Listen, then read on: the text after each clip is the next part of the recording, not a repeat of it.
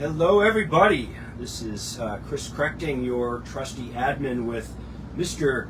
Chris Voss. Hello. Hello, Chris, from the record company, Grammy-nominated The Record Company. We are on their tour bus here in Worcester, Massachusetts tonight, Right. where Rival Sons and The Record Company and Starcrawler are playing. Starcrawler's really great. New band. I wouldn't say, well, I guess that's not fair. They formed in 2015.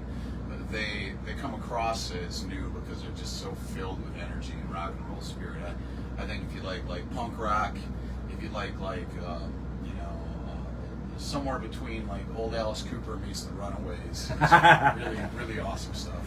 Well, we're honored. So this is the first interview for the Crooked City Society, and I see hello Verena. So Verena and I go way back. We saw you might know at we saw you guys way back in 2016, I think, Verena, together at Norfolk in Norva.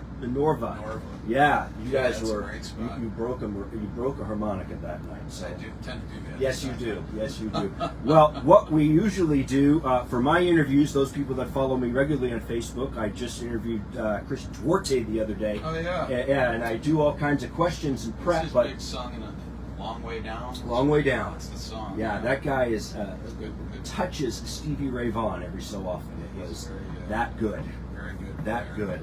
Well, you guys were fabulous putting your questions together for us. So I'm just going to go through them. I have not looked at them either. He has not. They offered, but I said, you know what? This is the fan page. I reserve the right to be like, I don't know about that one, but I'm going to try and get into as many of them as I can. And the reason we're doing this is because we wanted you to know Chris came and saw us in Austin. Yep. And we had a good conversation, and I just am really grateful to this group of people here. And I see a lot of friendships forming, and I just want you to know that it's seen and we're here. And I thought this would be a cool thing to do, so we had the idea, so now we're doing it. So fire away. Fire away. Okay. So VP Vilks, he has two questions. Okay, VP. What's Chris's favorite band to tour with?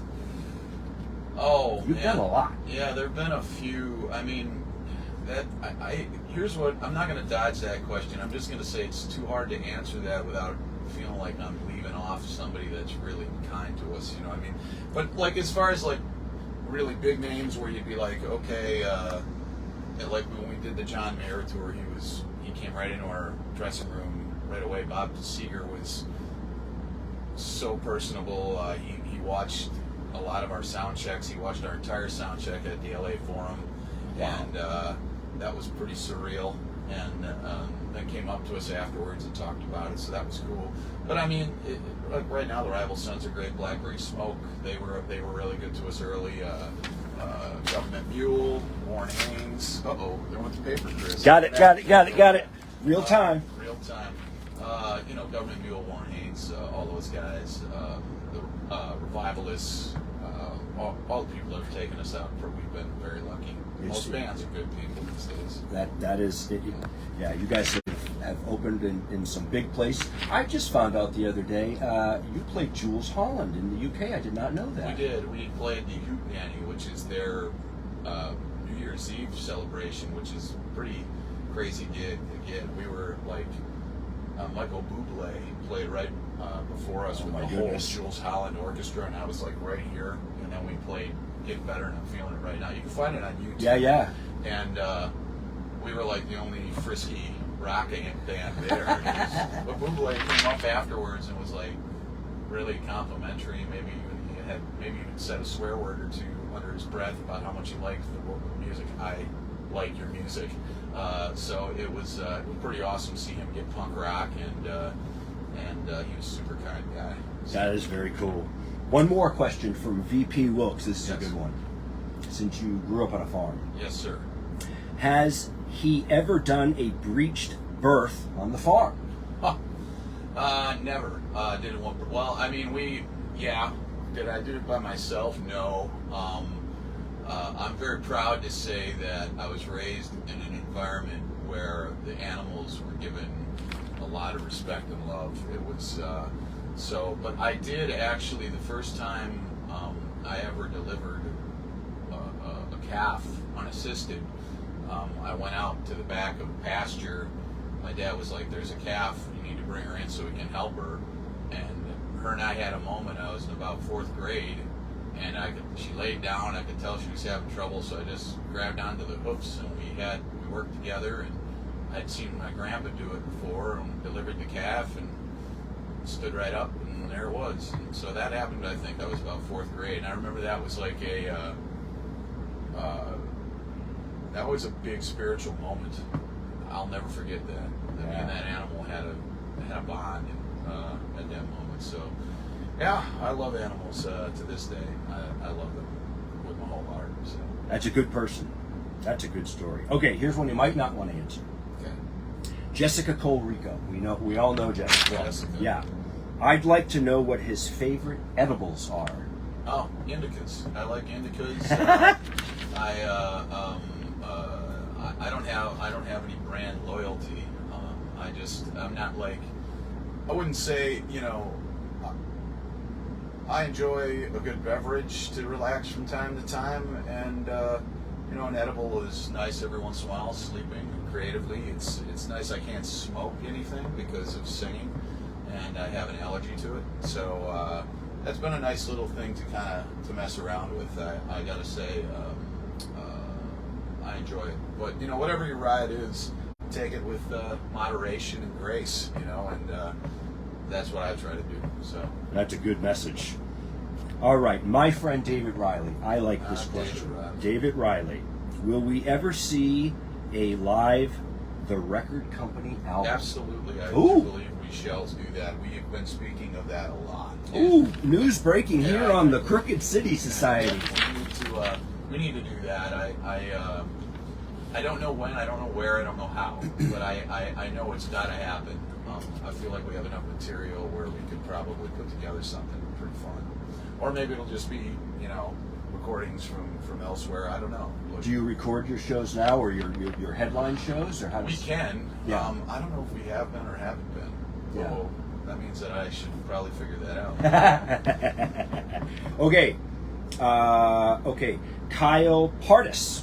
Since I Want to Get High was cut from the set list last time they were in Boston. Our Cypress Hill cover.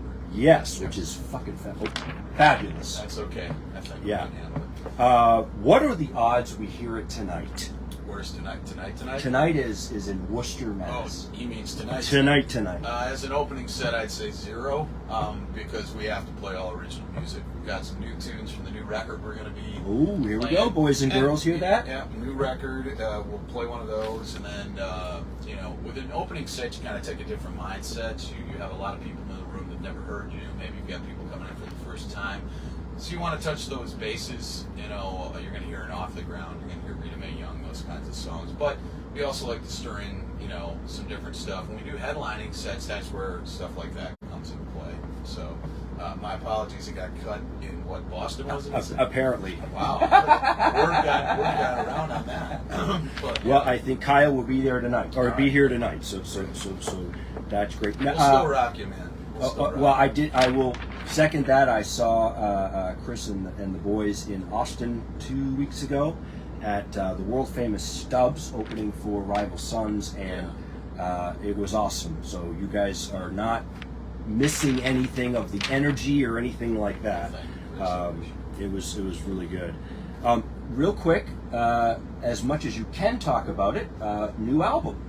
Yeah, I can talk about it pretty freely. I mean, it's done. It's in the can. There are 10 songs.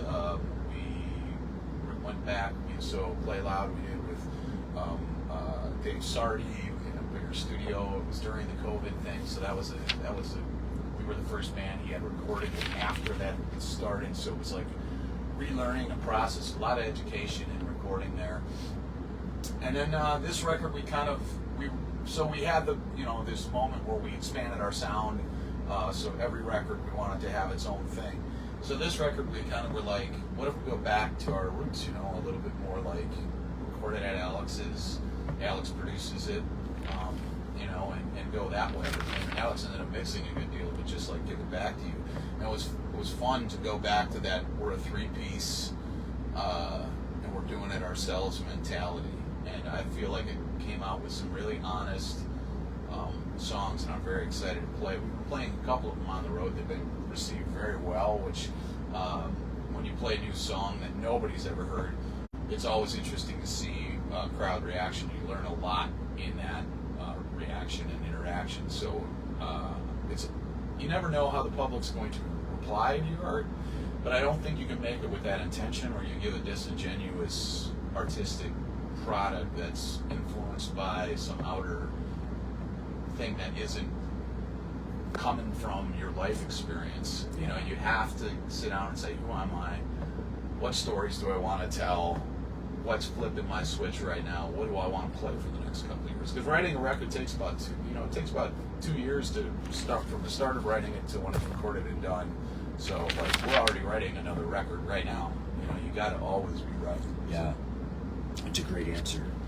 Ron, the best I can, Chris. The best I can. Rhonda Hazlett. Ron. Okay. Help me, Ron. Help me, Rhonda. What would you be doing if not in music? Nothing. I would be doing music. Good answer. I would never. So, real quick story, and that's not a cop-out. That's the truth. I made a decision early on that it was if it kills me, kind of almost to that level where it's like I'm never going to quit. That was a decision I made when I was 15. I was like, I made a decision. When I bought my first guitar, I'm like, I had a chance to go, you know, I had okay grades in school, grew up on a dairy farm, so I had a chance to go, you know, be an exchange student and stuff like that. And I was like, no, I'm not going to do anything unless my guitar takes me there. Mm-hmm. So, and there was a good while there where that seemed like it wasn't really panning out. And I think a lot of our songs, and Alex and Mark had the same experience, a lot of our songs reflect that inner belief need, the forgiveness, the struggle, the doing things because you need to do them.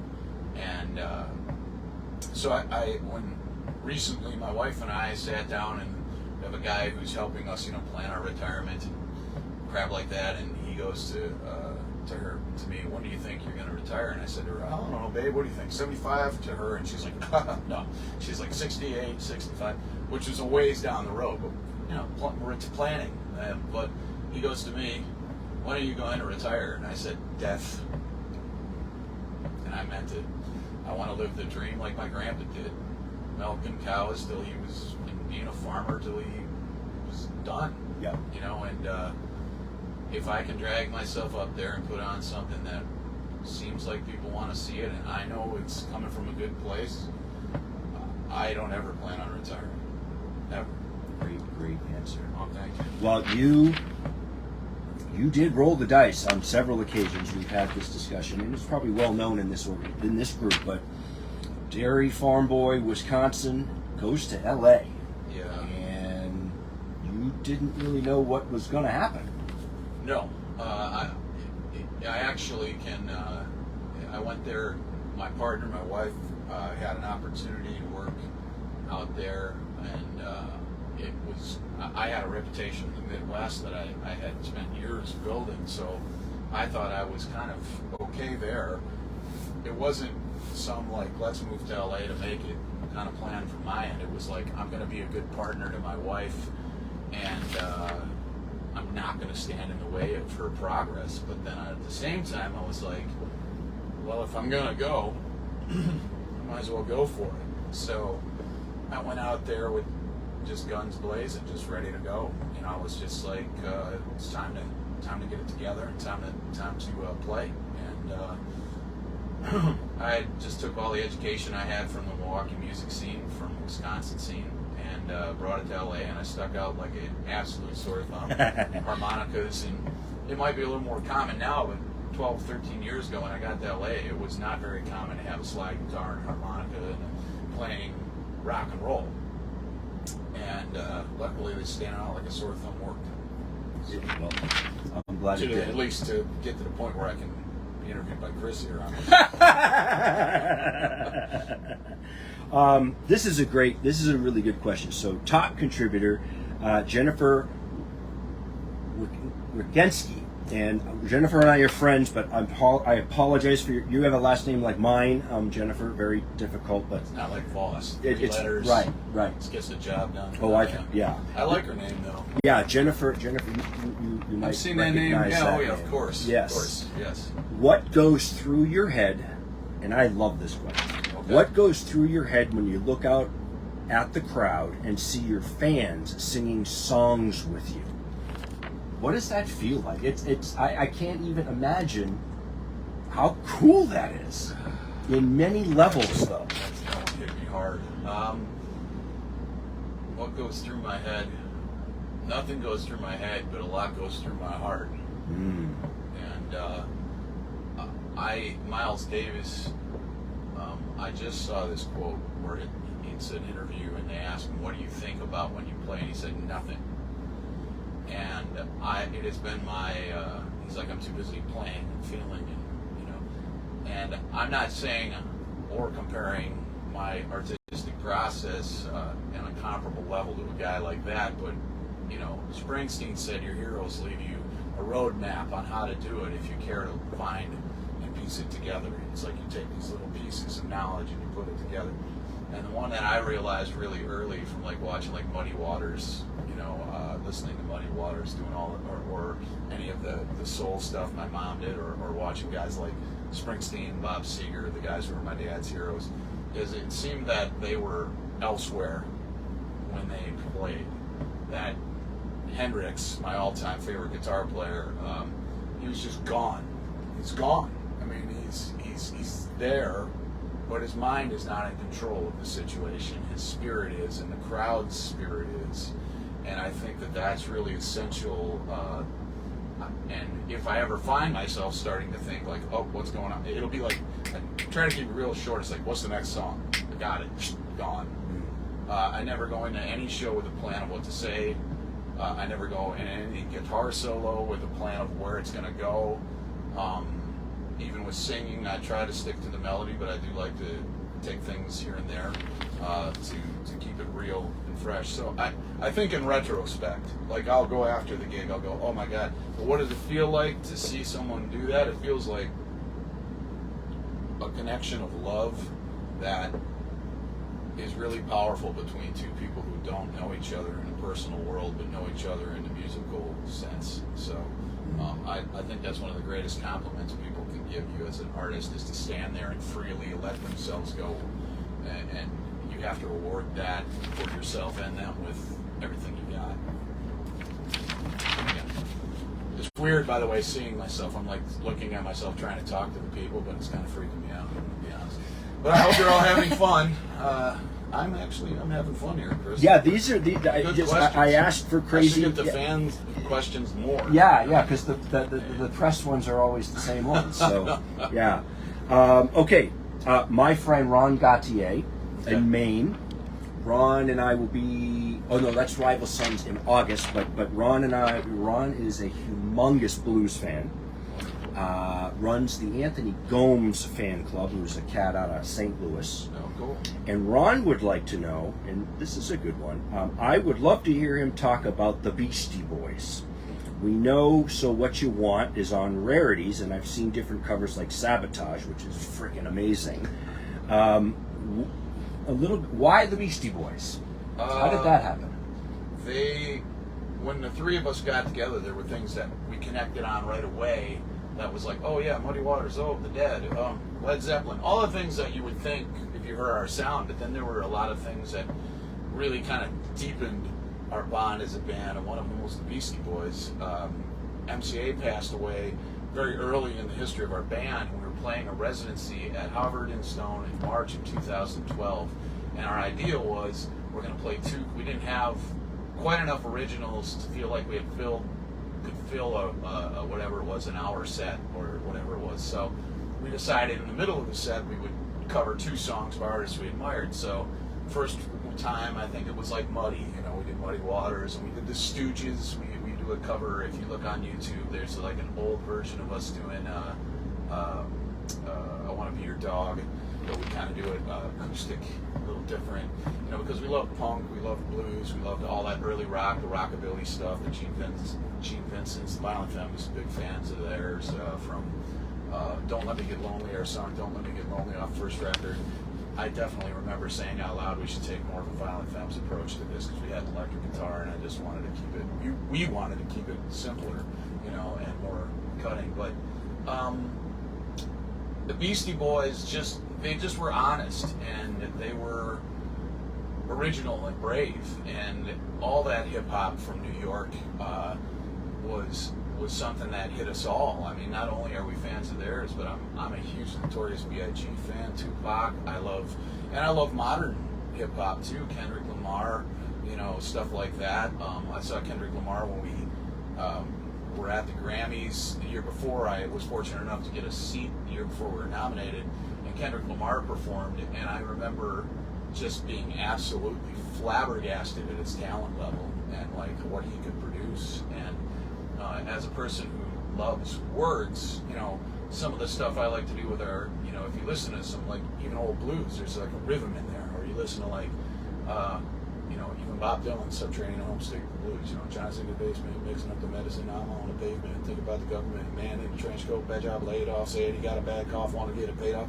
right? It's like, you want to, there's a part of that, a rhythm there that I think is like important to absorb, and their beats are amazing. Like, we just love drums and bass. We base everything around drums and bass and vocal, and then guitar is the ornamental part, not because it's less important, but because the guitar has an opportunity to do more than one thing, and the drums and the bass set this great mood, and then they can do more than one thing, obviously, but the guitar can come in and redecorate things, and you can like root out, you feel like what I'm playing is like a little too been done a million times, bring it out acoustic, bring out a lap steel, break out the harmonica. So we learned that from the Beastie Boys and bands like the Beatles, and you know, it's the same kind of philosophy. You might think Beastie Boys, Beatles, how dare you? Well, no. Listen to the first album, then listen to Paul's Boutique, then listen to then listen to Check Your Head, and they were geniuses pushing the envelope, and just like us, they give a lot of credit to the pioneers before them that didn't get as much credit that should have, like Grandmaster Flash, etc., Run DMC, who got a lot of credit, but I mean, there would be no Beastie Boys without Run DMC. So, you know, I'm not an authority on that, but I will say that I respect it and I love it, and I think it's a great genre. Final question from Verena. Verena again. This is an interesting question. What is your first memory? That's a great question. My first memory, I have a good memory of my childhood. I do believe, I'm going to just go there. You guys are, you want to know how crazy I can be. My mother knows. My mom's a very spiritual person. My mom's 100%. I talk about my dad and the farming a lot, but my mom was a nurse for 50 years. She's 100% Italian. So I grew up going to Tenuta's Deli and in Paelli's, right out there in Kenosha, Wisconsin. My mom was born out there. By the way, I just got followed by Mars Cheese Castle, which was like, you would have thought I won a Grammy when right out there in Wisconsin. But anyhow, I guess my first memory, I feel like I have a high chair memory. I feel like I do. I do have some very sharp memories of being with my mother, because I spent a lot of time with her because Dad was out working on the farm. I was a little too small to be left out there. You know, kid can get hurt in a lot of ways in those, especially when I was growing up. It was kind of a wild and woolly area. You know, there's like crazy machines and big animals 15 times bigger than you. So I was with Mom a lot, and she'd take me, you know, to people who were, you know, at the time, like, I mean, like her grandparents who were like hanging sausages, drying them on the, you know, in the ceiling, or like making pasta, or like those are memories I remember very distinctly. But one I remember from music is my grandpa Don Voss playing an accordion, an old Horner accordion, and my grandma Rose just recently passed, and my grandpa Don has passed. So I went back before that Austin show. That day, I found out that I was going to miss some of the services, so I flew back the next day after, and I saw that old accordion sitting in the corner, and I just was like, that's where it started. Mm-hmm. That's it.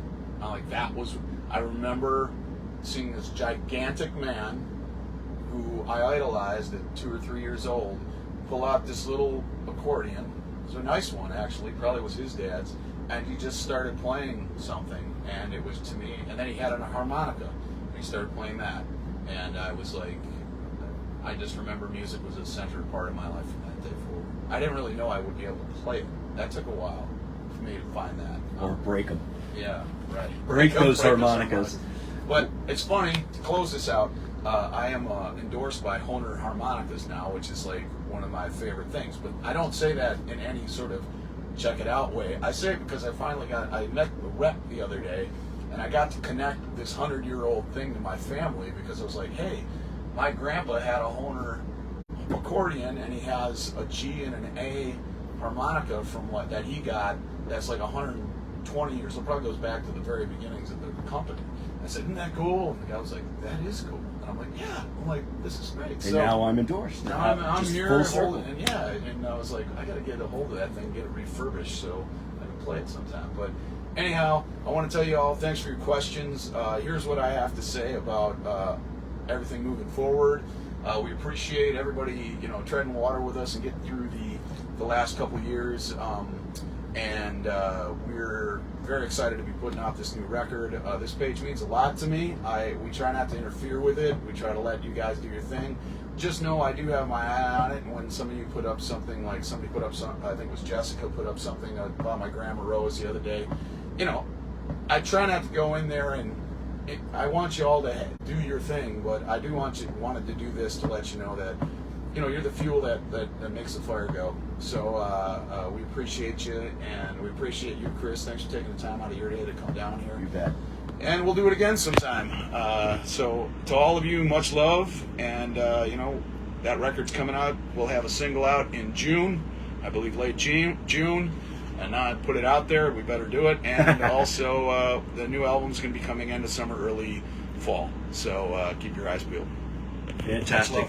Thank you, everybody, and we'll see you soon from one of the best lap steel guitarists in the world, right there, gosh. Chris Voss. We'll see him tonight here in Worcester, opening up for Rival Sons. I think there's very few tickets left, but come on down. We'll party it up. Bye, everybody. Bye.